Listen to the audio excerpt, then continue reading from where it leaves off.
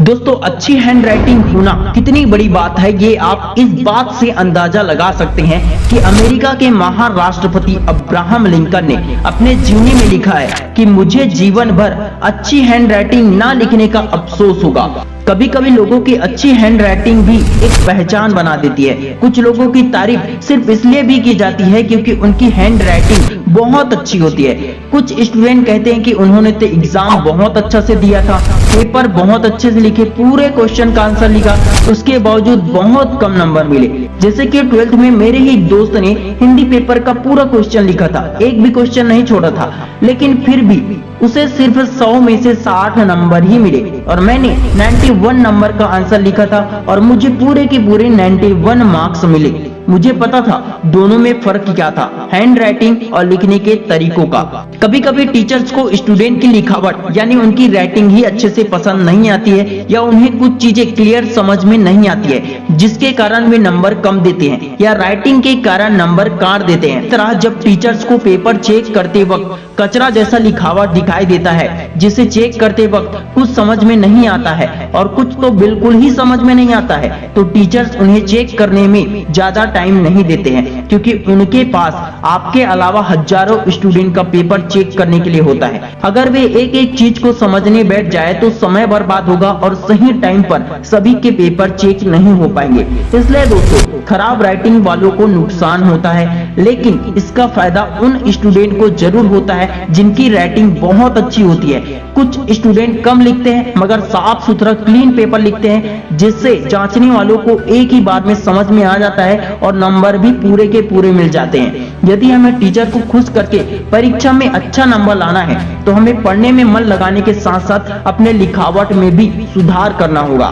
मैं आपको कुछ साइंटिफिक उपाय बता रहा हूँ जिससे आपकी हैंड राइटिंग में जरूर सुधार होगा, चाहे हिंदी हो या फिर इंग्लिश। आप जो भी लिखते हैं उसमें जरूर इन नियमों का पालन करें और उससे पहले इस वीडियो को लाइक कर देना, चैनल पर नए हो तो चैनल को सब्सक्राइब जरूर कर देना। नंबर 1, ठीक से बैठकर लिखना। आप जब भी लिखने बैठे तो कुर्सी, टेबल या स्टडी टेबल का प्रयोग करें और अच्छे से सीधा बैठकर लिखें। इस प्रकार बैठे कि यदि आपको 2-3 घंटा तक लगातार बैठकर पढ़ना पड़े, लिखना पड़े तो कोई परेशानी नहीं होगी। इस प्रकार से बैठकर लिखने में आपकी हैंड राइटिंग में सुधार जरूर होता है।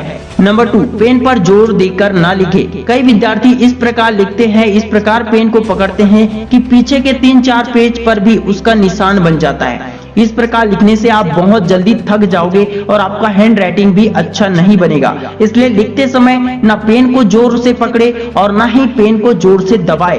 पेन को हल्के हाथों से पकड़े एवं हल्का दबाकर लिखे। इससे आप देर तक सुंदर हैंड राइटिंग लिख सकते हैं। नंबर 3, लिखने की स्पीड कम करें। यदि आपको हैंड राइटिंग में सुधार करनी है तो आप अपने लिखने की स्पीड को थोड़ा कम करें। अभी आप जितनी देर में 3 पेज लिखते हैं उतनी देर में 2 पेज लिखें। इससे आपकी हैंड राइटिंग में सुधार जरूर होगा। जब आपकी हैंड राइटिंग में सुधार हो जाएगी तब आप अपने लिखने की स्पीड को धीरे धीरे बढ़ाएं, एक ही बार में ना बढ़ाएं, वरना फिर से कचरा जैसा हैंड राइटिंग हो जाएगा। नंबर 4, केवल पंजा नहीं पूरा बाजू को मूव करें।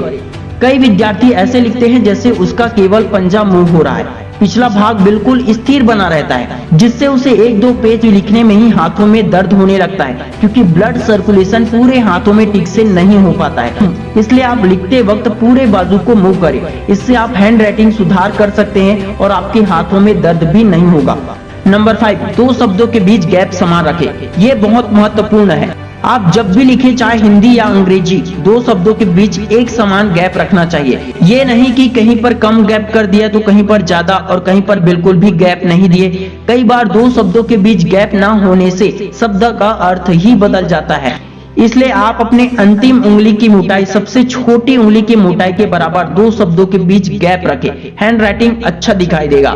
नंबर 6, लिखते समय पेज की सफाई पर विशेष ध्यान दें। कई विद्यार्थी एक पैराग्राफ लिखता है, उसमें से 5 शब्द को काट देता है या ओवर राइटिंग कर देता है, जो दिखने में बहुत गंदा मालूम पड़ता है। पूरे पेज पर यदि आप 4 बार 5 बार जगह जगह पर काट छांट ज्यादा कर देंगे तो आप कितना भी अच्छा लिखे, ये गलत इंप्रेशन जाता है टीचर्स के के पास, इसलिए आप पेज सफाई पर ध्यान जरूर दें, ज्यादा काट छाट ना करें, आपकी हैंड राइटिंग बहुत अच्छी हो जाएगी। नंबर 7, लिखने में पेंसिल का उपयोग ज्यादा करें। भले ही आप किसी भी क्लास में क्यों ना हो, आपको हैंड राइटिंग में सुधार करना है तो प्रतिदिन 1 से 2 पेज पेंसिल से जरूर लिखें। आज के समय में जितने भी अच्छे स्कूल हैं उसमें से क्लास 5 तक 5 क्लास तक बच्चों को केवल पेंसिल से ही लिखने को कहा जाता है, क्योंकि अच्छी हैंड राइटिंग लिखने का यह एक वैज्ञानिक तरीका होता है। पेंसिल से लिखते वक्त उतना फास्ट हम नहीं लिख सकते जितना कि बॉल पेन या जेल पेन से लिखते वक्त। नंबर 8 टिप्स ये है कि अगर आपको अपनी हैंड राइटिंग सुधारनी है तो इन 7 नियमों को 7 स्टेप्स को फॉलो जरूर करें,